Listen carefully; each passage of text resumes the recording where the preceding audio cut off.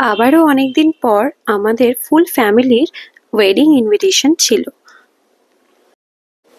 হ্যাঁ, wedding invitation এলে সব মেয়েরা একটু ভ্যারিড হয়ে পড়ে যে কি ড্রেস আপ করবে, আর কি হেয়ার স্টাইল করবে, তাই তো?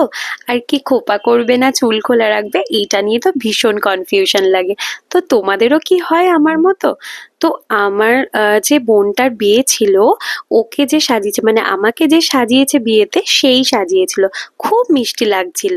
আর ও বলেছিল যে দিদি তোমার, মানে তোমাকে যে সাজিয়েছে তার থেকেই সাজবো।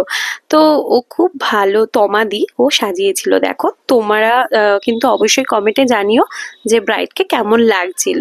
ঠিক আছে?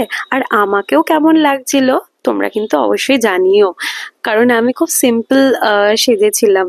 তো তারপরে আর ওখানের খাওয়া দাওয়া খুব সুন্দর হয়েছিল। তো দেন আমরা ফটোশুট টটোশুট করে তারপরে বাড়ি চলে এলাম।